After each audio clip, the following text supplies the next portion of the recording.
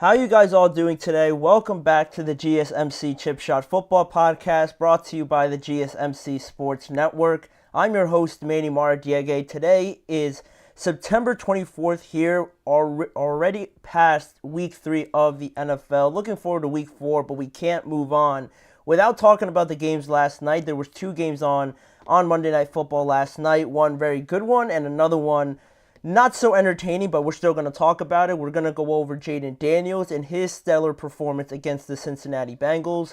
Also, the other game, Josh Allen and the Bills dominating the Jaguars, sending them to 0-3. Plus, mentioning another still undefeated team, the Pittsburgh Steelers, and Justin Fields, impressing yet again in their victory against the Los Angeles Chargers. All that and more coming up on today's show. Make sure to stick around for all of our topics on today's show. But before we get started on the first segment, I'd like to remind you guys, if you have any questions during the show, we want to hear about it. Your input is a big part of what makes this show great, makes it more interactive and more conversational, and we thrive on your energy and insight. So whether it's a quick comment, a thoughtful question, or just an opinion you want to share about anything in the NFL or anything I say, please drop it in the chat box. Now, if you want to make it absolutely sure that I see it and that your message features on today's show, there's an easy way to go about that. Just use the super chat feature available to you guys now. Just click the $sign at the bottom of the chat box to send in your super chat. This way, it guarantees that your message gets on the air, and it's also a fantastic way to support our channel. We rely on you guys and your support to bring you guys the sports content that you love, and we appreciate it every time you guys are able to do that. So go ahead and let us know what you're thinking. Hit the super chat button, and let's keep this show as interactive and as exciting as possible. Still, you have the alternative option to use the GSMCpodcast.net link to tip and donate and leave any comments and questions there if you do prefer that alternate method. So go ahead and use that, or the new super chat feature as well, to help us out and feature on the show. I always appreciate when you guys have anything to say, ask me any questions, or just make a comment on anything you saw over the weekend. There's a lot of interesting things going on so early on in the NFL, and starting just from last night, a tale of two games. We're going to get to both of them, but we're going to start off with what I thought stole the show last night on both games. In both games, I thought the best game of the night was between the Commanders and the Cincinnati Bengals, right? The Commanders get away with a 38-33 win over the Bengals. Washington now goes to 2-1, actually leading the NFC East right now, and Cincinnati fall to 0-3, failing to win all of their first three games, 2 at home, now sending them to 0-2 at home and 0-1 on the road out of those 3 games. But like I said, Jayden Daniels, the story of this game for me, the star of the show, and not just this game, right? Because you're including Joe Burrow, Jamar Chase, T. Higgins, and then when you combine it with the other game, essentially all on the same night, right? Josh Allen, James Cook, Trevor Lawrence, all these guys in both games. I thought Jayden Daniels, to me, really culminated his performance in the best story, right? If that makes sense, because last night he was 21 of 23, 254 yards through the air, and 2 passing touchdowns, his first of his career. 12 carries also and 39 rushing yards on top of that, and another rushing touchdown as well. He accounted for 3 touchdowns last night, and very, very impressed with what I saw. Not just from Jayden, right? He was the conductor of everything, but really the offense that I saw from Washington was very impressive, right? The running game was very good. I thought some guys stepped up when they needed to. Luke McCaffrey looked pretty well. Zach Ertz becoming more of a reliable option for Jayden Daniels, it looks like. And Terry McLaurin, right? We can't go without mentioning him. He finally had that big game that the Commanders fans, that everybody really was waiting for him to have with this new quarterback, seeing how their connection, finally exploded. And both of them had a large role to take in this game. But just overall, this offense was something that I wasn't expecting. 38 points put up on the Bengals, right? You could say that's impressive for the Commanders, and that's what I'm trying to say. But likewise, a bit of me can't go without mentioning the Bengals' just defense, right? Their Defense, again, did not impress or look like it had any sort of resistance, especially because Washington's offense scored touchdowns on their first 4 drives to establish a 28-13 lead at one point. And from that point, you look at the Commanders' defense overall, and what they have not been able to do essentially is stopping the run or just creating any sort of resistance, like I said, right? Because against the run last night, it was not that great of a performance. And you look at all 3 games as well. Against New England, they gave up 170 yards rushing to Ramondre Stevenson. Most of that went to. Then also against the Chiefs, it was another 149 rushing yards. I think it was Washington Commanders. So, we always talk about, or the predominant defense that we talk about and criticize is the Cowboys for their run defense. But I think now, looking at the last 3 games, Washington, and I know they didn't have their defensive tackle playing last night, which was huge, right? Because he's right in the middle of everything. But even still, I haven't been that impressed with what I've seen from Cincinnati overall. And that, kind of goes back into the fact that Cincinnati, yes, they can put up points. They didn't go away, to give them credit, right? They didn't go away and just sort of lie down, being down 28-13. Joe Burrow still on the night was 29 for 38, 324 yards, and 3 touchdowns. It was great to see him connect with Jamar Chase on 2 instances for those 2 touchdowns. He had 6 receptions, 118 yards, and the secondary really wasn't holding up too great against Jamar in that passing game, but they made some timely stops, forced the Bengals to kick some field goals. They didn't look great in the red zone either, so that's a bit alarming from that side of the ball as well. But they had a field goal. They missed the field goal as well, the Bengals did. Evan McPherson pulled it a little bit wide, so they had that missed opportunity, and then not being able to stop the Commanders. We've seen it already on a few instances where these offenses, when they're clicking, it's a game of runs. Whoever gets hot in a certain game or over a certain period, they end up looking very well. And that's what the Commanders did in this game. You look at the Saints against the Cowboys, the Saints against the Panthers as well. The Panthers just recently in their game against the Raiders just this past week, they got hot to start the game, and then, they never looked back. So it seems like that's a growing theme right now, starting off fast. And it's not breaking news, but it feels like now more than ever, teams are starting fast and are really putting their foot down on establishing these leads. And I think the Commanders not only were able to do that through Jayden Daniels, and that's a great sight to see, right? Because up until this point, he had not thrown a touchdown. And while the Cincinnati Bengals offense was right there with them, keeping up with them, this offense for the Commanders and Jayden Daniels as well, I felt the bigger moments of the game, whereas the Bengals, kind of struggled in some of those, right? You talk about the red zone offense that they kind of stuttered in. The Commanders on the other side, right from the beginning, you saw them go for it on some early 4th down, some early 4th and shorts. They ended up converting on those, and also some big 3rd downs down the stretch of the game. They were also able to convert, and none bigger, right? None bigger than that 3rd down conversion. 0 coverage on the backside for the Bengals. The Bengals needed a stop at that point in the game.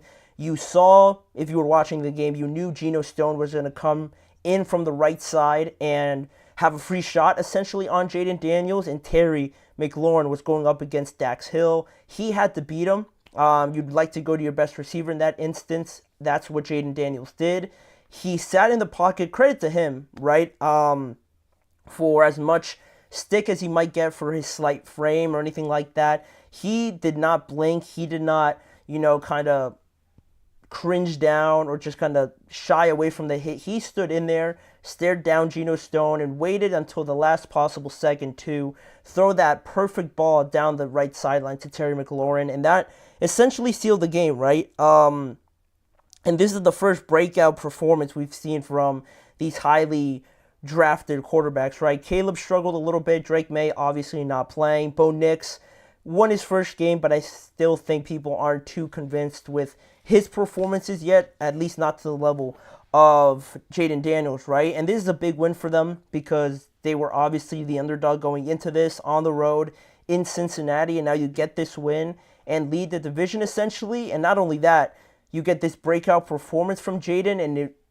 infuses a lot of confidence now going forward in the fans, in the players, that we have a legitimate quarterback now, a legitimate face leader of this franchise that makes a world of difference in these teams, in these locker rooms, right? When you know you have a guy that you can rely upon to do superhuman things sometimes with some of the throws and accuracy. He was 21 for 23. That's a single season record for a rookie in his first year. So special display from Jayden Daniels. And then just lastly here, to talk about the Bengals, I talked about how their defense is worrying. The worries I had about them in the offseason, where they didn't address the corner position, they didn't really address anywhere else to kind of bring in some more talent on the defensive line or to the linebacker position. They have Dax Hill playing at corner opposite of Cam Taylor-Britt, and Dax Hill is an all-right player, but he's not a corner. He's a safety. He was drafted out of Michigan to be a safety, and now having him out there, I don't think that really fits on a championship-level defense. And Cam Taylor-Britt is all right. He's a good player, but still, you saw him get beat on that long ball to Terry McLaurin. He's all right to be their number one corner, but I just feel like those worries, those non-addressed issues in the offseason are sort of catching up to them right now. And it's interesting how this dynamic has changed, right? Because before, when Joe Burrow got there, this defense was actually very good, very underrated. You go back to that performance against the Titans where Joe Burrow got sacked 9 times, and this defense still held on for them to come back and win that game. But now, Joe Burrow is clearly better, right? This offense is clearly very good in terms of putting up points, but now the defense has flipped, and now they just can't seem to stop anything that is hit right at them. So that is a big point of it. Again, DJ Reader was not there, or he actually moved on to the Detroit Lions, another big loss for them. So that is something that they're going to have to deal with. Starting fast is going to have to be essential for them. They can't have those 3-and-outs or just have their offense stall early on, because you just don't know about this defense, right? You just don't know who and what their MO is going to be, right? Because they have good pass rushers in Sam Hubbard and Trey Hendrickson, but once you go down, like we've said about the Cowboys in many instances, your pass rush can't really, just fully focus on the quarterback, right? When you know that they're running the ball very well, you have to pull all your focus to that, and then once you do that, you might be over-aggressive, and they hit you with play action, and then everything is just kind of whirling at that point for that defense. So they have to kind of get that under wraps, kind of focus on stopping the run most of all. And, they play the Panthers next week. I'm not going to talk any sort of smack on the Panthers. They just put up 30-plus points on the Raiders. I picked the Raiders to win that game. So I don't know. I don't know what to think of this Bengals team overall. They're 0-3. Yeah, it doesn't look great, but they can't lose to the Panthers. I'm not going to pick anything yet. We're going to save that till later in the week, but if they lose to the Panthers, man, like that is something. I don't know if I'd be more impressed with the Panthers or more disappointed with the Bengals, but we'll cross that bridge when we get there. But for right now, we're going to move on to the other Monday Night Football game that was on last night. Not as entertaining, but still having a lot to talk about, with the Bills dominating the Jaguars, Josh Allen putting on yet another show, whereas Trevor Lawrence, not so much the same. So we're going to get into all of that after our first break. You're listening to the GSMC Chip Shot Football Podcast. I feel like I'm losing my mind. Is everybody in the world blind? Please, Lord, give me a sign, a sign.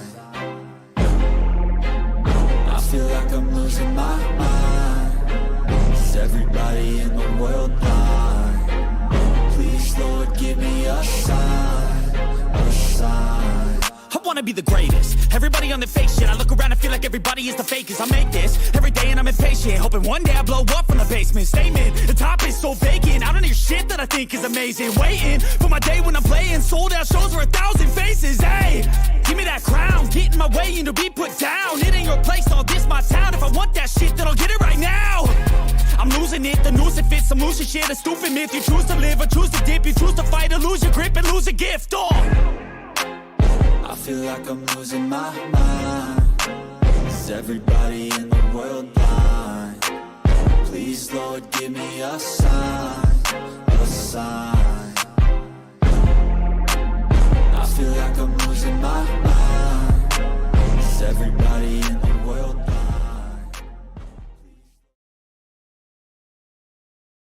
Thank you for joining me back here on the GSMC Chip Shot Football Podcast. And now we're going straight into the second Monday Night Football game from last night, the earlier one of the two games. And for me, and I'm sure for a lot of people, I'm sure it didn't last long on many people's TVs. It didn't on mine, at least, because I tuned into the game expecting to see at least I was expecting to at least be there till halftime, but I turned the game off after Keon Coleman scored that touchdown, I think, to make it 20-3, and then I just mainly watched the other Monday Night Football game and Monday Night Raw as well, and I don't regret it one bit because this game ended 47-10, the Bills destroying the Jaguars, going down to 3-0, and the Jags still remaining winless at 0-3. The score was 34-3 at halftime, basically over before the second half started, obviously, and Josh Allen, another masterful performance in that game. I'll actually show you the kind of difference that we're talking about from Josh Allen and the difference in performance as well with Trevor Lawrence, because if you look at these stats here, it just says it all itself right on the screen. You look at Josh Allen. In this game, he was 23 of 30, 263 yards, 4 touchdowns in the first half, I might add you. He's the first quarterback to throw for 4 first-half touchdowns on Monday Night Football since Ben Roethlisberger, and this was the lowest-scoring performance in the Trevor Lawrence era for the Jaguars and obviously for Lawrence himself. And these two, the disparity in the difference with how these two played, I go back to the preview that I had yesterday, and I mentioned how one of the factors will be how each quarterback obviously plays, kind of knowing that Josh Allen, I didn't expect Josh Allen to kind of drop or struggle or anything like that, especially at home, but it was really more so of a call out or a call to action for Trevor Lawrence because, he had to play great in this game to give the Jaguars a chance. He had to play better than any of the performances we've seen so far for them to at least have a chance, because that defense was a major concern for me, and it showed, right? The Bills had no trouble going up and down the field, scoring points, over 30 points in just the first half. They scored that many points in the entire game against the Arizona Cardinals, and pretty much the same thing against the Miami Dolphins. And, the Jaguars couldn't hold up for more than a half. So I knew that defense for the Jaguars was going to be a concern for me outside of their defensive line. But, Trevor Lawrence just didn't live up to the bill. And I don't want to make it sound like it's totally on him. But, it's hard to just flat out defend him from some of the criticisms because he hasn't been great at that much this season. There has been some moments where he's made some nice throws or he's made some plays to kind of keep this offense going. But it feels like something's off this year, and I can't understand why, because they basically brought back the same offense as last year, where at one point they were 8-3, I think, to lead the entire AFC. Of course, you lose Calvin Ridley. That's the biggest loss that they had this year, but their defense got better on the defensive line. They're pretty unlucky with injuries, but Travis Etienne hasn't really gotten going. It looks like their offensive tackles and their offensive line overall have taken a step back, and again, they added a guy like Mitch Morse at center, and they have pretty much the same tackles and same offensive line, so I am puzzled to understand why the team around Trevor Lawrence, I guess if you want to put it, a good amount of the blame on them, why it's not really clicking at this point. And I think it's easier to put it on Doug Peterson as well, to just kind of say, let's change the coach and move on. But, I am a fan of Doug Peterson. I think he is a good coach, so I can't just put all the blame on him after he's had success elsewhere, right? Notably winning the Super Bowl with the Eagles and just last year having a great season with this team. So as much as I don't want to blame Trevor, it's still hard not to, because he is playing the quarterback position, and especially when the other guy on the other team is playing to this level, it's hard to kind of hide away from the criticism, right? When one team's quarterback is almost perfect on the night, everybody else looks at the other quarterback and thinks, all right, well, how did this guy do? And you look at the numbers, and the numbers don't tell the entire story, obviously, when it's a combination of the offense and defense, right? As much as the offense and just Josh Allen alone as a talent is phenomenal, I think, again, I find myself on here giving credit to the mastermind behind all of this. Their offensive coordinator, Joe Brady, for the Buffalo Bills, continues to show his excellence because everything looks like, when I'm watching the Bills, it looks like they're maneuvering the opposing defense and maneuvering them in a way that every throw that is supposed to go to whatever wide receiver is getting there on time, on the right rhythm and everything. They never look out of sync. They never look like they're flustered or trying to audible to different things because something isn't what they thought it would be. Everything that this offense seems to be firing on right now is working to perfection. And again, a lot of it will go to the talent of Josh Allen, building this team around him.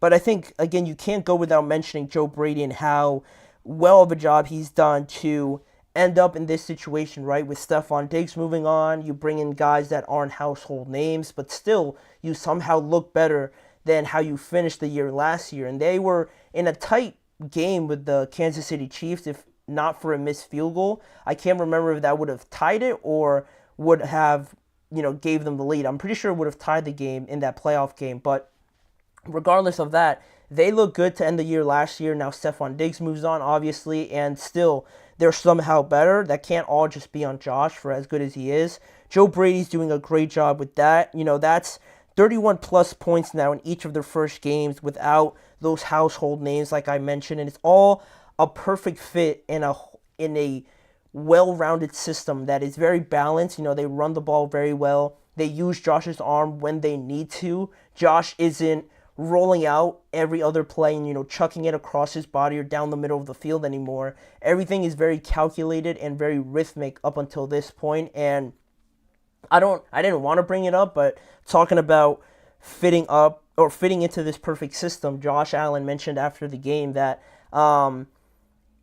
this is a lot easier, or it's a lot better when nobody cares about the stats, nobody cares when or who's scoring the touchdowns, and everybody right from the moment he said that, pointed to Stephon Diggs and how there might have been issues there with how Diggs' production, sort of dipped last year and how that could have created a problem between them and how, we saw the riffs on the sideline and things like that. People kind of took that once Josh said it and kind of ran with it, which, I don't know. I mean, it looks like the Bills weren't awful with Stephon Diggs. Obviously, they made it to the AFC Conference championship game, so it's not like, it wasn't working out completely, but I think there was some tension there, and people saw that, heard that quote, and right away took it as a shot to Stephon Diggs.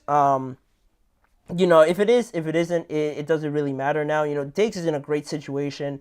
Josh is running the league, front runner for MVP probably, but in this game, that is as expected. And I wanted to bring up this question because, I had the Bills winning in this game, but the question that popped up to me and how dominant this win ended up playing out was how did we learn more about the Bills or did we learn more about the Jacksonville Jaguars after this game? Because I know the Bills were going to be good, or they looked good in the first 2 weeks, but I think now going back at home against another young, highest paid quarterback in the NFL, a team that was very good last year, still 0-2, you're not writing anyone completely off yet, but I thought this could be a time where maybe Trevor, great opportunity to do it, everyone watching on Monday Night Football to kind of stake your claim and shake everything back to the way it should be with you playing great, but it didn't work out like that, right? The Bills, even though they played better and more dominant than I even predicted, I feel like after this performance from the Jaguars mostly, I feel like I learned more about them than I did about the Bills because I picked them to win anyway, so if they won by 10 or however many, 37 points like they did, I wouldn't have been surprised, to be honest. And now, not to say that this Jaguars offense is the worst or anything, but it is struggling to run the ball, obviously, so that is something that now I'm starting to understand, whereas week 1 through week 2, I'm thinking, all right, they're just starting off slow, it's not really clicking just yet, but now 3 weeks in, and Travis Etienne is still not producing these explosive numbers like we saw last year as well, and that's one of the main reasons why. Something about this offensive line the run game, and Trevor, all kind of culminating into the reason where this offense just doesn't look as explosive as it once did. Last year, Travis was establishing everything. He was going out, and they were kind of getting out in front of teams, and it was easier for their defense to play off of that, right? That's the story of the entire season, right? Having your defense play with the lead, and that's how you kind of mask one side of the ball. If you have a dominant defense, they keep the score low and make sure the offense is able to get back into it. And if you have a dominant offense, you get out in front, and if your defense isn't as good, it doesn't really hurt them as much because they know they're playing with a cushion, right? So it looks like the Jaguars don't have either of that because the offensive line is kind of struggling now. They're over-relying on guys like Brian Thomas Jr., who's only a rookie, Gabe Davis, Christian Kirk. They obviously missed Evan Ingram, right, not playing in last night's game. But to me, the pieces don't fit too much with this team because the Jaguars' defense isn't good enough to hold up very long against elite offenses, and they can sort of hang in there with average offenses, right? But this Jaguars defense come in with a depleted secondary, no Darnell Savage, no Tyus Campbell, two of their better secondary players, and their defensive line can't do it all, especially when they're playing from behind, and that pass rush, again, like we mentioned in the last segment, is lessened. They can't get after Josh Allen, and then Josh Allen, is just sitting back there picking them apart. It's very demoralizing when all of that is happening at once, and to me, we learned that the Jaguars, the defense is a bigger problem than I thought. Their O-line is struggling as well, like I said. They allowed 3 sacks, 4 sacks, and then 4 sacks again last night. Without Evan Ingram, it really limits this offense and the options for Trevor Lawrence.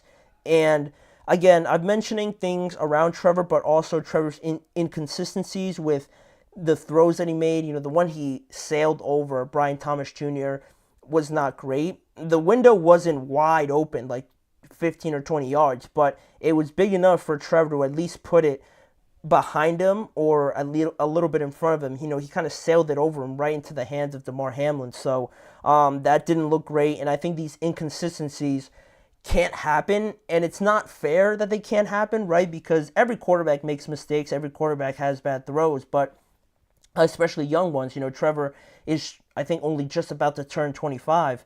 But even still, it's not fair, and I say that because the defense, again, isn't equipped well enough to kind of mask those mistakes. Trevor's forced to play to a higher level right now, and the margin of error is so small for Trevor that once he makes a bad throw or a bad decision, it feels like it's amplified because their defense can't stop anybody, not on the running game especially as well. And you look at other situations as well where the quarterback might have inconsistencies or the quarterback might have bad throws or bad decisions. You look at Pittsburgh, Minnesota a little bit, but Sam Darnold is playing very well.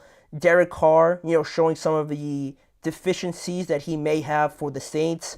The Eagles with the turnovers that Jalen Hurts might have, and the Chargers as well, not having as many weapons or just as many as the Jaguars do. All of them have very, very good defenses, right? The Chargers and the Steelers have two of the best ones.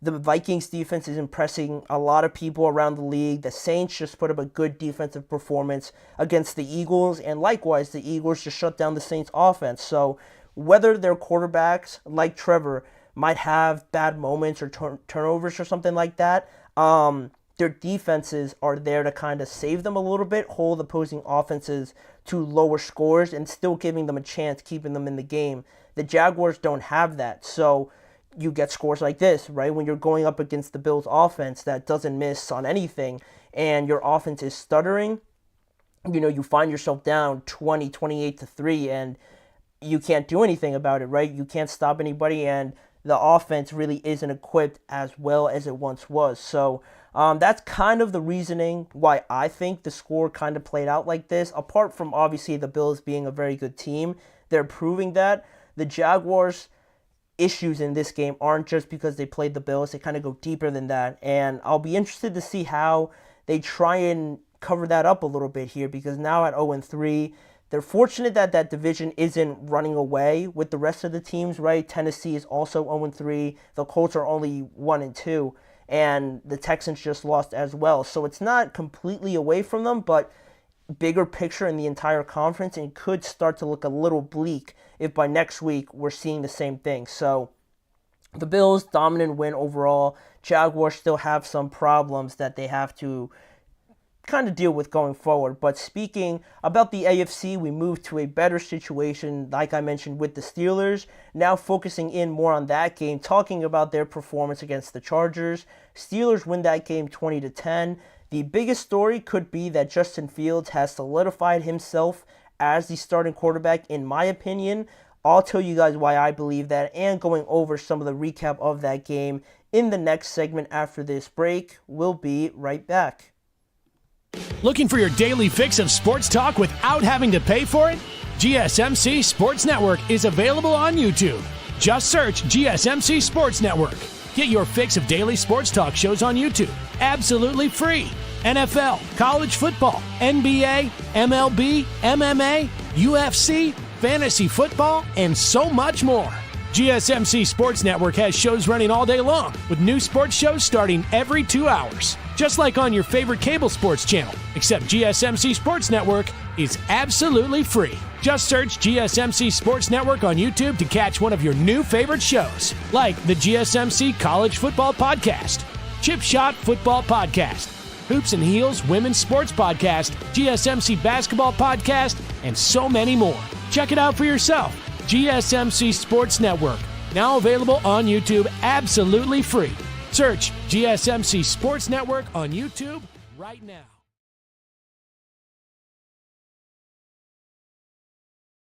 Jumping back into the action on today's show, looking back at some of the games from Sunday, not just last night. I know we didn't talk about this team, the Pittsburgh Steelers, going to 3-0 on yesterday's show, but I had to go over it just because the story of this game still continues to be Justin Fields, and this was the first home game for the Pittsburgh Steelers up against a very, very competent opponent in the Los Angeles Chargers, surprising a lot of people, I think, early on. Yeah, they might have played the Raiders. Yeah, they might have played the Panthers when they still looked like a very bad football team, but still, the way that they were winning games, dominating in the running game. J.K. Dobbins, I think, was the leading rusher in the NFL after the first 2 weeks. So this past Sunday, both of them entered the game at 2-0. Very defensive-heavy game, squaring off against each other. Another week of watching and waiting from the Steelers side on how Russ, was dealing with that calf injury, whether or not he was going to be healthy for this game throughout the week. It ended up that he wasn't. He was inactive again. But I think time is starting to run out a little bit for Russell Wilson, because that looks to be that question about whether or not Russ is the starter or not when he comes back, to me, feels like it is over now, just because the fact that Justin Fields not only got the win again for the Steelers, but to go 3-0 and to put up more points and play a lot better than we have seen him play, it looks like there's almost no other option now but to keep him in. And it feels like that just because you look at the game from Justin Fields, right? 25 of 32. He completed his first 10 passes in this contest. He threw for 245 yards and a touchdown and an interception as well. I believe that might be his first one of the season, if I'm not mistaken. I'm pretty sure that's right. Yeah, his first interception of the year. It was on a tip ball, which kind of ricocheted around everybody, but still, it doesn't look great. But, there was some context behind that. And Fields overall having his best game in this one. Elsewhere, you got some contributions from Calvin Austin III, 4 receptions for 95 yards and a touchdown. That big 55-yard touchdown to kind of seal it there for the Steelers in that second half. And their defense continued to play very well. They got 5 sacks on the day. Nick Herbig came in for the injured Alex Highsmith, and he recorded 2 sacks. And Justin Herbert looked like he was playing very well to start this game. He was and finished 12 of 18 for 125 yards and a touchdown already before he got injured and wasn't able to return there early in the third quarter. And J.K. Dobbins, the leading rusher, like I said, coming into this game, he had 15 carries for 44 yards, only 44 yards, where in the first 2 games he had 130-plus yards in each game in the first 2 weeks. So very impressive performance overall. I think for the Steelers, definitely their most complete performance out of the first 2 weeks. And looking at this game a little bit more in depth, the Chargers actually started off very well. They took the lead with that touchdown throw to Quentin Johnston after each team went 3 and out for the first couple possessions for each side. The Chargers found the breakthrough early, and the thing that I liked about the Steelers and how impressed I was with them just early on, finding themselves at a deficit, was that they responded right away with another drive that Justin Fields finished off with a 5-yard touchdown run and keeping the score at 7-7 before the Chargers ended up taking the lead 10-7 at halftime. And then returning from the half, you had that injury to Justin Herbert, and that threw everything off, right? Because, like I said, Justin was playing very well. Justin Herbert was playing very impressive and very good football up until that point. It looked like the Steelers' defense wasn't really getting after him as dominant as they were against like Bo Nix or Kirk Cousins especially. They weren't really getting to a point where, Justin had to like move around or he was scrambling or things like that. So that was a bit alarming as a Steelers fan watching the game, but unfortunately he did take a sack, and then once he got out from that, he was with a very notable limp, and, just being precautious, and the fact that Justin, just didn't look like he could continue. They took him out of the game. Taylor Heineke came in, and then from that point on, there was really no contest. Unfortunately, if you were watching the game as a neutral fan, the level of competition sort of dropped because Taylor Heineke, no shade or disrespect to him, right? It's not the same as having your starting quarterback in there, obviously. So after that point, Pittsburgh only added 2 field goals after that before, like I said, Calvin Austin took that 55-yard touchdown to the house to make it 20-10, and the Chargers just simply couldn't respond.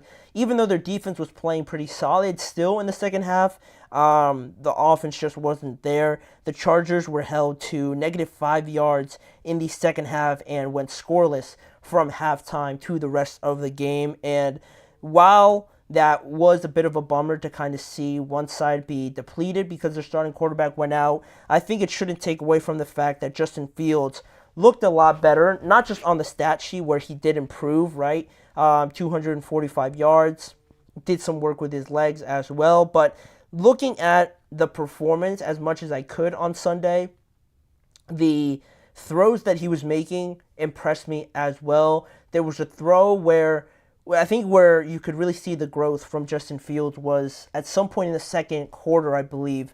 The ball was snapped and he was kind of sitting there in the pocket and it was starting to collapse on him, and rather than just putting his head down and running straight or trying to get through any sort of way to kind of gain some yardage, he rolled out to the left, and still he had his head up, and instead of rolling out and just running, he was rolling out with the purpose of still buying himself more time to throw it down the field, and that's exactly what he did, finding George Pickens down the left sideline, gaining big yardage, and they almost finished it off with a field goal to make it 10-10 at halftime. But another missed opportunity was from Pat Freiermuth, where he dropped the ball that, again, Justin Fields fit into a very tight window up the seam, right where only Pat could get it, but unfortunately he dropped it and they couldn't get any points off of that. But the throws that he was making, that one on top of the one to Calvin Austin as well, he kind of timed it, kind of fitted through a couple of Chargers defenders, and Calvin Austin just did the rest from there. There was another throw to Calvin Austin down the seam that I was impressed with, the timing and the rhythm of everything. It feels like he's not rushing through everything anymore. It feels like, or I shouldn't say anymore, I should just say in this week's game, because he's not a finished product by any means, but it is certainly encouraging to see him kind of settle down, kind of know the offense, and not just run for the sake of running anymore.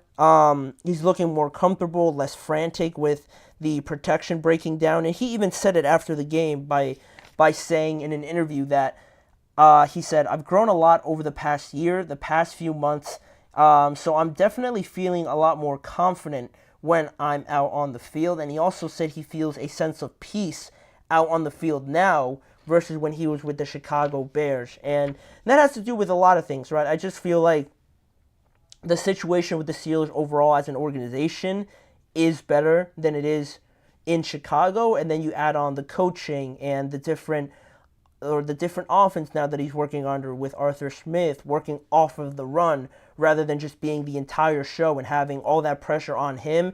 He's, as much as he did play well this past week against the Chargers, and I felt like he was the best player out there in my opinion, it's still a run-heavy team, so it's a run-first team, so I think that has helped him out tremendously, and just working on the smaller, finer details of being a quarterback, right? The footwork, they've worked a lot on that as well. His mechanics all throughout the offseason, you heard it everywhere essentially, how Justin was a work in progress for them through the offseason and then ideally through the regular season if Russ was healthy. But of course that didn't pan out like everybody expected, and now Justin Fields getting better each and every week. Now they have another road game, I want to say, against the Indianapolis Colts, who just got their first win. Mike Tomlin said today in his press conference that Justin is, or they're going to approach this week still the same way, with Justin expected to start against the Colts because nothing has really changed with Russell Wilson. So now it kind of leads me into that next part of it, rather about Russell Wilson and whether or not, like, what do we think about Russ? Where do we go now with Russ moving forward, right? Because this is still his job, it feels like, and Mike Tomlin refuses to kind of name Justin as the solidified starter right now, basically because he said today that there's just no need to, which is fair. If Russ is still hurt, there's no need to name Justin the starter anyway, because he is going to start anyway with Russ being hurt. But with that, it's kind of technically still up in the air, but to me, it just feels like if Justin goes out there again against the Colts on the road, especially, again, another good running team with not just the running back to worry about, but also Anthony Richardson being just as big a threat as any quarterback that there is in the NFL running. If the Steelers go out, do their thing on defense and Justin plays to the level that he just played to, or maybe even better, then you got next week, week 5 against the Dallas Cowboys at home. You're going to tell me that Russ, if he's healthy, he's just going to start right away against the Dallas Cowboys at home after you went 4-0 with Justin Fields? I can't buy that story, because Russ, for as good as you might be, with his resume and who he is as a player and just the reputation he has, Justin, from just a coaching morale point of view, he's earned the right to start, and he's earned the right to kind of have the trust of everybody until he loses it, essentially, to me, at this point, because the Chargers were very good, very well coached, very tough on the defensive side of the ball, but eventually, with the loss of Herbert and, the Steelers kind of breaking them down towards the end of the game, I thought that was a good win. And now moving forward,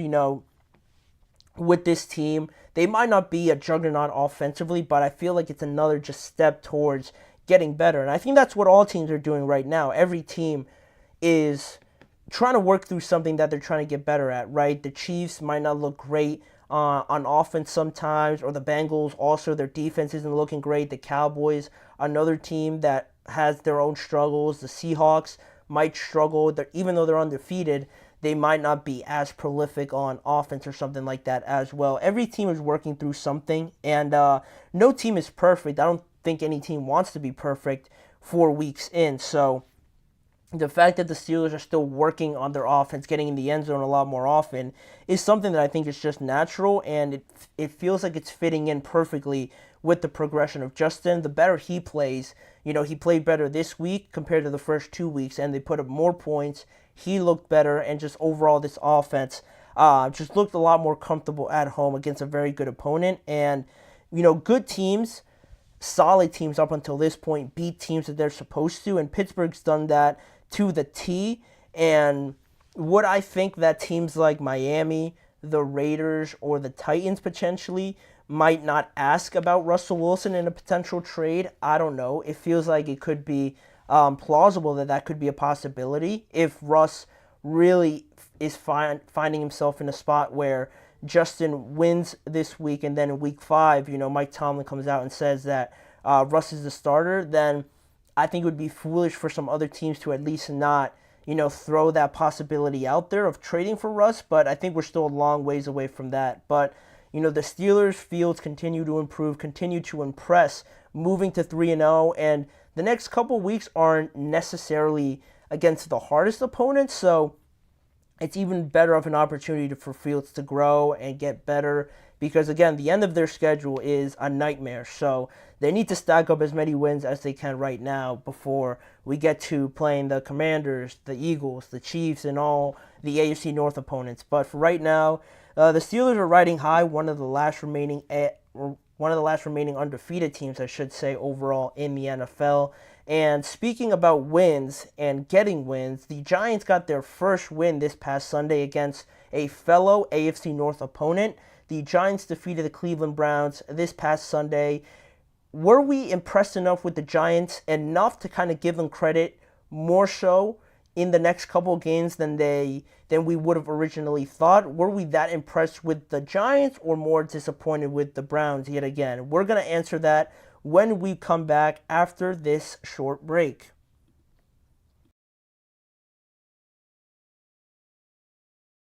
For the best and latest podcasts available anywhere, go to the podcast app on your cell phone and type in GSMC to access free content-rich podcasts on health and wellness, book reviews, sports, entertainment, relationships, social media, movies, technology, finance, and even weird news. Subscribe and download the GSMC Podcast Network's family of shows, available everywhere podcasts are found.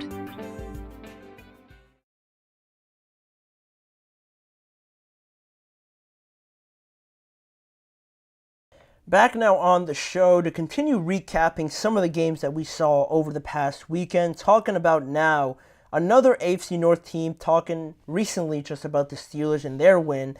The Cleveland Browns weren't as fortunate this past weekend. The Giants with an impressive win in Cleveland, 21-15 behind their standout defensive performance, right? They won the game with Daniel Jones playing a pretty solid game. Malik Neighbors impressed as well, but overall, my trophy goes to their defense, right? Because they were all over Deshaun Watson. It was a pretty heavily defensive game as well. There was only three touchdowns in the first half and one in the fourth quarter, and that was pretty much it. It felt like the score was 21-15 for the longest time. There wasn't that much action in the second half overall when both defense kind of, anchored down and started really focusing in on taking some stuff away. The game kind of stalled out a little bit, but credit to the Giants and their defense for holding on to that lead. But you look at this now for the Cleveland Browns overall.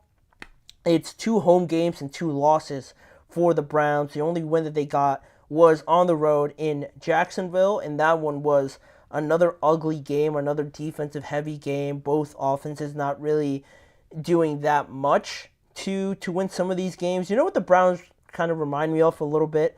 And I was thinking about this just now, actually. It came into my mind with some of these low-scoring defensive games where you just do enough to get by. It reminds me so much of just the Steelers last year with Kenny, and then when he gets hurt, Mitch Trubisky, just doing enough here and there to kind of get by, and you win games predominantly with your defense is the kind of vibe I'm getting with Cleveland, right? And it's crazy to say that I'm even thinking about comparing Deshaun to Kenny Pickett, who's a backup now, Mason Rudolph, who again is a backup right now, Mitch Trubisky, another backup right now. The Steelers had 3 backup quarterbacks on their roster last year, and they still managed to get into the playoffs. So can the Browns do the same thing?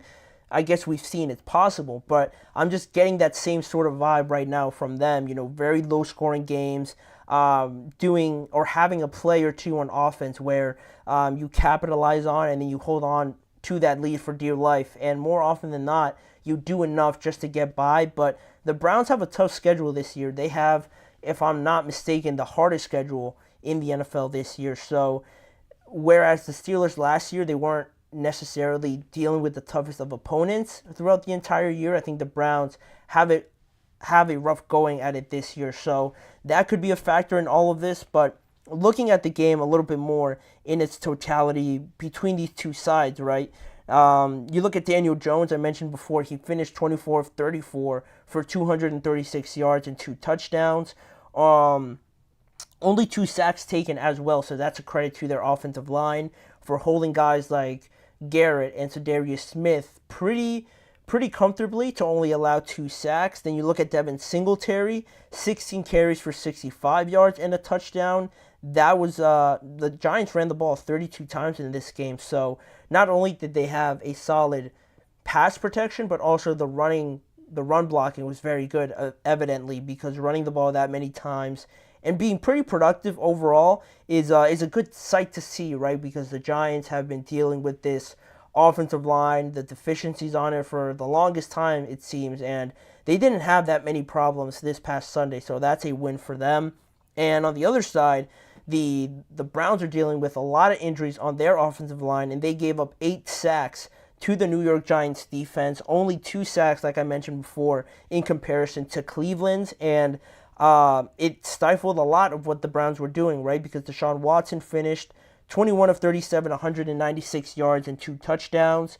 Amari Cooper had a solid game, 86 yards and 2 touchdowns as well, but the turnover battle was a big point in this game. Cleveland lost that battle with 2 fumbles lost by Deshaun Watson, so another praise for the Giants defense, but still more disappointing actions, I think, for the Browns. And you look at how this game kind of played out. Cleveland jumped out to that early lead. You know, the Giants fumbled the opening kickoff, and Watson threw that touchdown on the first play to Amari Cooper. So you're thinking, like, the Browns, fast start, good defense. This could be a very good afternoon for the Cleveland Browns, right? But the good defense, back and forth from the start, had the Giants pretty much still in this game, only down 7-0 until they tied it at 7-7 to end that first quarter. And Malik Nabers from that point on really got going in the second quarter with 2 touchdowns just in the second quarter,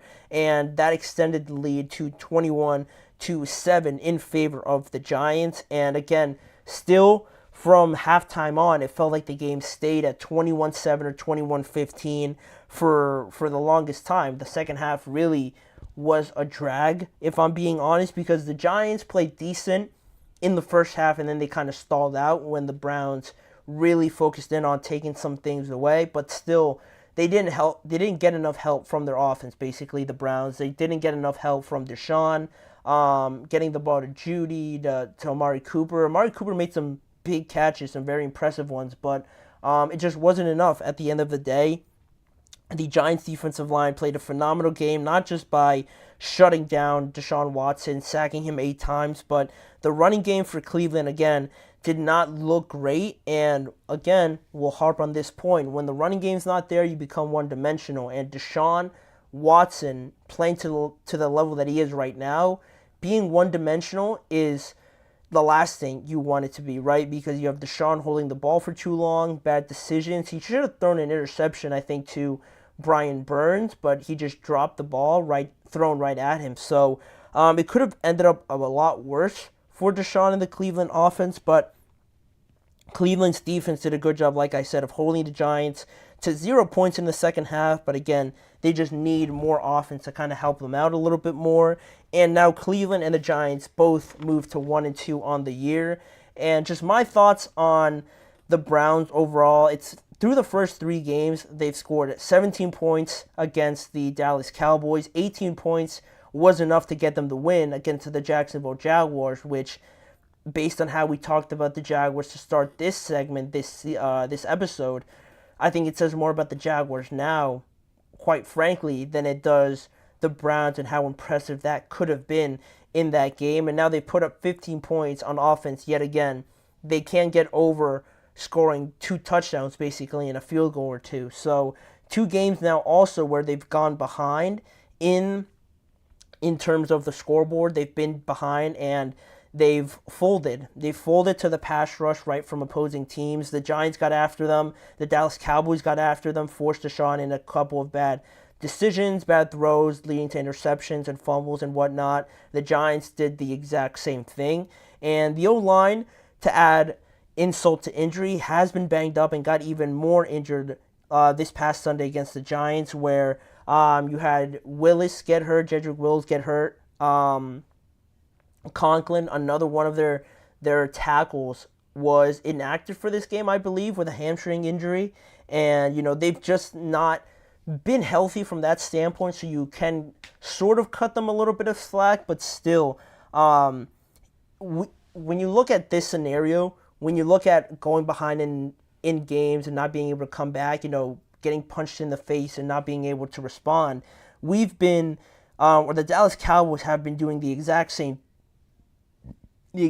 thing in their games, right? Folding when they've gone down into deficits and not being able to come back. Cleveland, if you look at it, hasn't been that much different. They've been almost doing the same exact thing, and we kill the Cowboys over it, I guess mostly because the run defense has been so horrendous. But in terms of just general picture, they're not too far off from what the Cowboys are also doing. So that's something to be worried about a little bit going forward. And in terms of the Giants now, to kind of wrap it up here with this segment, 2 games for the Giants that they've looked better than week 1's just thrashing to the Minnesota Vikings, but it's a short week now. They're going to play the Dallas Cowboys on Thursday, so it is good that it's a short period where you can just continue to ride this momentum, but also it's a short week, so that's not something a lot of people like. But are we ready to kind of say that the Giants should be earning a bit more belief from all of us going forward in some of their games, right? Should we just not go into these games expecting the Giants to lose by 2 touchdowns or 10 points or something like that?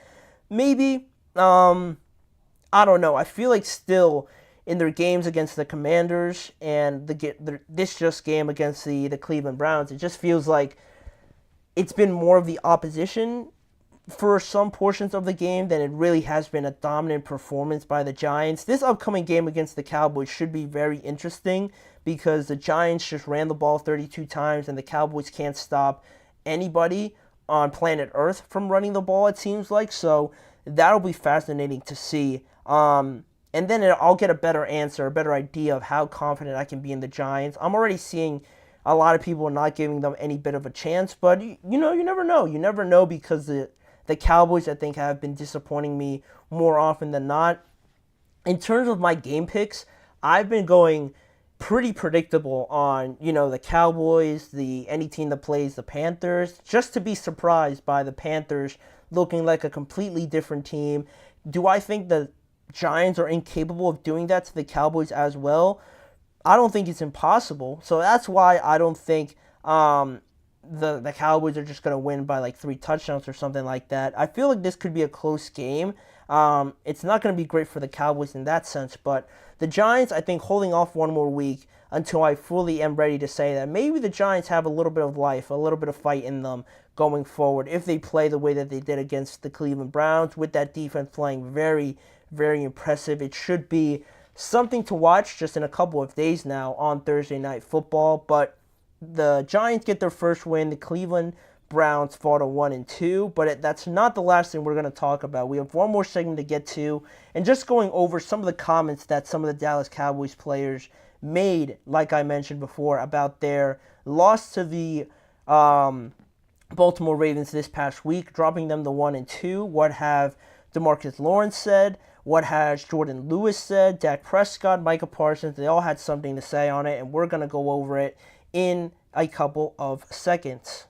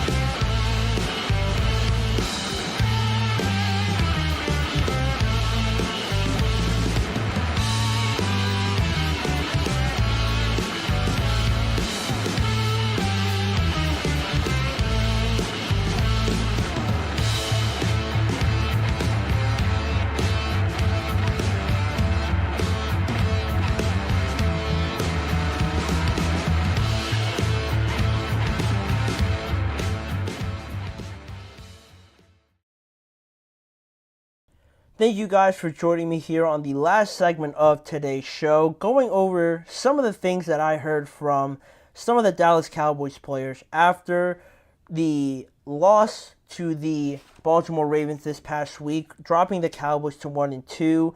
The fans and everyone is feeling the frustrations, obviously, after having to watch some of the exact same movie for the last 2 weeks, right? Bad defense, bad run defense, leading to giving up big leads. This past week was a little bit different just because they were able to come back, but still, getting off to slow starts is very frustrating, obviously for fans watching it, thinking that the game is basically over by the second quarter. Nobody wants to see that, and with all the frustration we've seen on the sideline through everything, some of the Dallas Cowboys players have come out and addressed some of the frustrations from their point of view, right? What have they seen? What do they feel like should be the solution? And it is a little bit interesting with some of their comments, starting off with Micah Parsons, because not only have we seen their frustrations on the sidelines with Micah on the sideline and his body language, sitting down or talking to the defensive players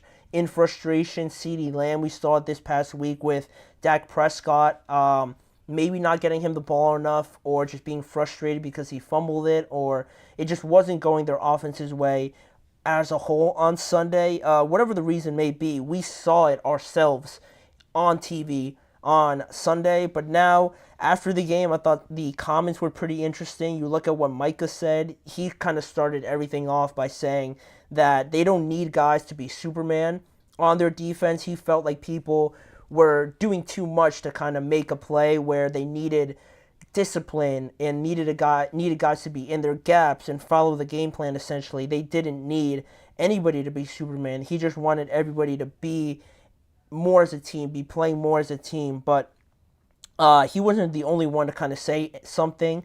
I have it actually up on here.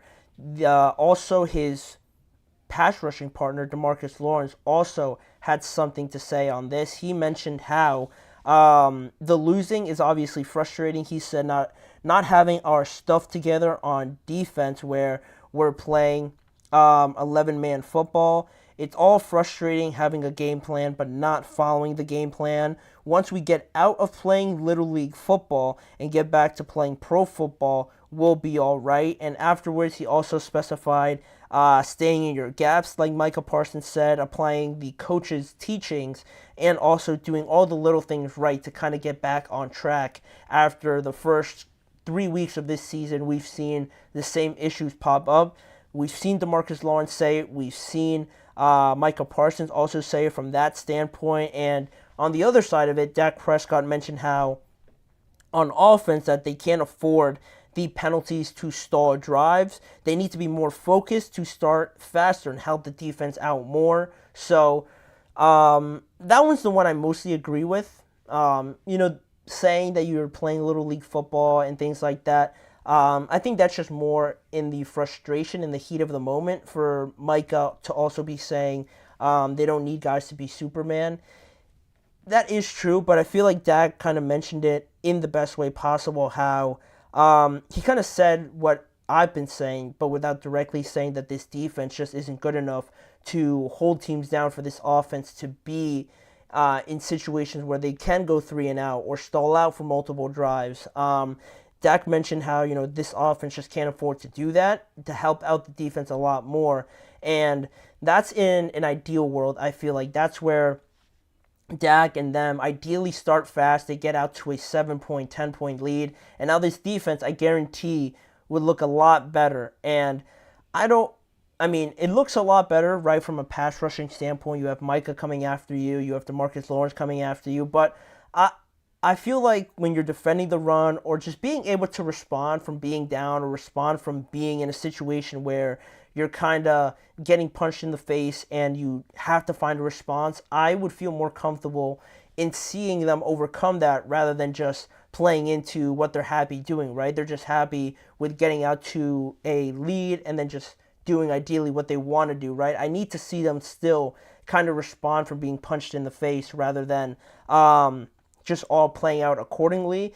And is this Dallas offense capable of doing that for them. We kind of saw it against the Ravens, right? I don't know if that was more to do with the Ravens kind of blowing away leads or this Dallas Cowboys offense sort of finding the rhythm already, where they put up 3 touchdowns in the final 10 to 11 minutes of the fourth quarter in the game against the Ravens, and Dak throws for nearly 400 yards or something like that. Are they capable of doing that right from the start? I feel like you need a running game to do that, and I'm not so convinced with what I've seen from that side of the ball or that area of the offense to be comfortable with that, because Dak threw the ball 51 times on Sunday, and to me that's just not sustainable throughout the entire year. If you need Dak to throw it 40, 50 plus times for you to have a chance, it'll be easier for teams to kind of take that away if they don't fear your running game. If they don't fear it at all, then they're just going to not stack the box, put a lot more people back, and you're kind of stuck with doing something that you're not comfortable doing or forcing the ball with Dak, leading to turnovers and things like that. So that's one instance of the offense and the defensive side of the ball. But yesterday, the defensive back for the Cowboys, Jayden Daniels, had a bit more of a explicit statement to mention on the Dallas Cowboys. I'll show it to you guys here. Obviously, Jayden Daniels using a bit more stronger language while weighing in on his opinion yesterday. He said, "We got to be more credible, effing accountable every single play. That's 60 minutes of football. It doesn't matter who we play. We got to go there and be detailed in the play. It doesn't matter who we play in this NFL. If we're not doing that, then man, anybody can beat us." And obviously, him using a bit more explicit language, but the message gets across the same way, right? Harping on those details that DeMarcus Lawrence touched on. Just everybody simplifying the game a bit. Because watching some of the Cowboys film, or just watching some of that Cowboys game, you see how in some moments where you kind of really look at the play develop, some guys are kind of rushing through their movements, through their pass rush, it seems, where they might get out of their gaps, trying to go a different way. If the offensive lineman beats them to their gap, they might go the other way around, but that way they're leaving that gap vacant, right, essentially, because the offensive lineman beat them there. They're trying to go the long way around and use their speed, but by that time, the running back is gone, the play's already moved on, and they're out of their gap, and now they're left behind with a wide open, gash lane for the running back to run through. And once you get into that mode, you start panicking, trying to find any sort of easy solution.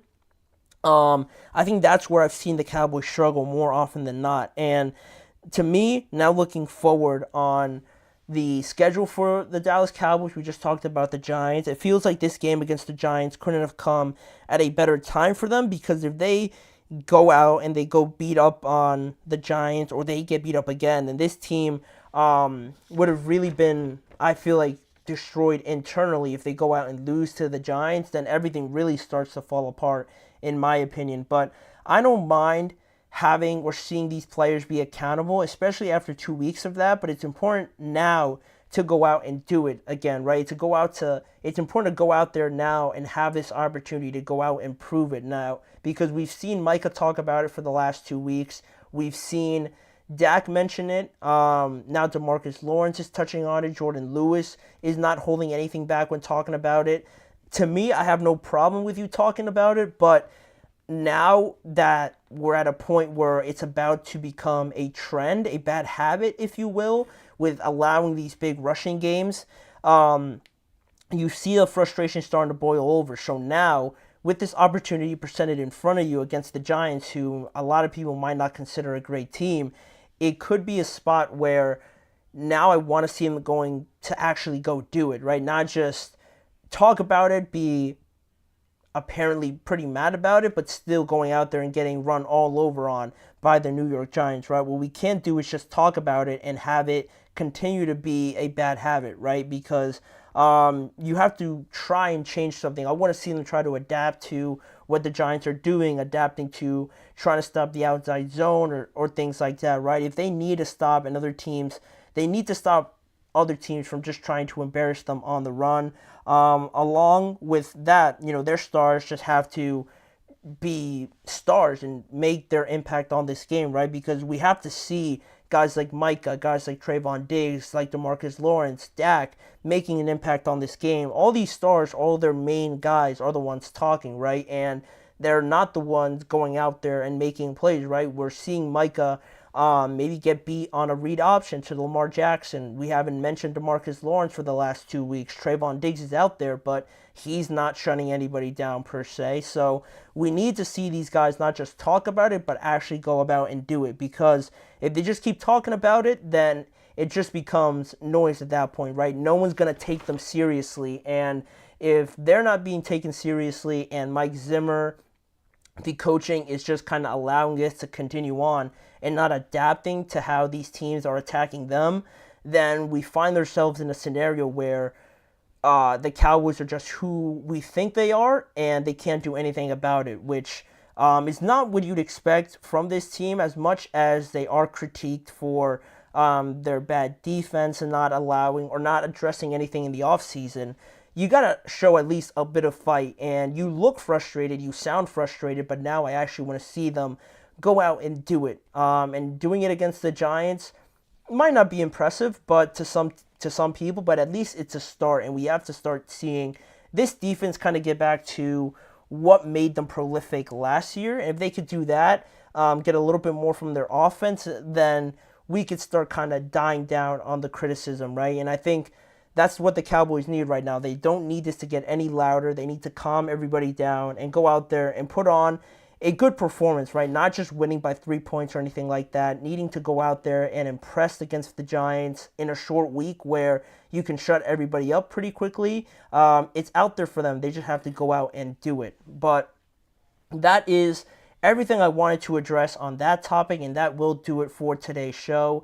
Thank you guys for joining me on today's episode. Please remember to like, follow, and subscribe to the GSMC Chip Shot Football Podcast, as well as following the network on all forms of social media.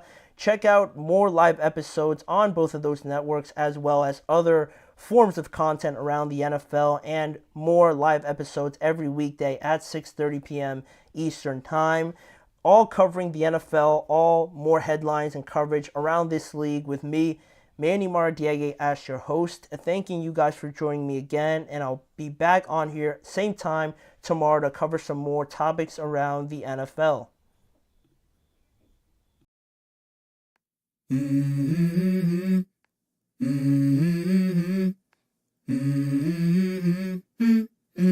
Let's go.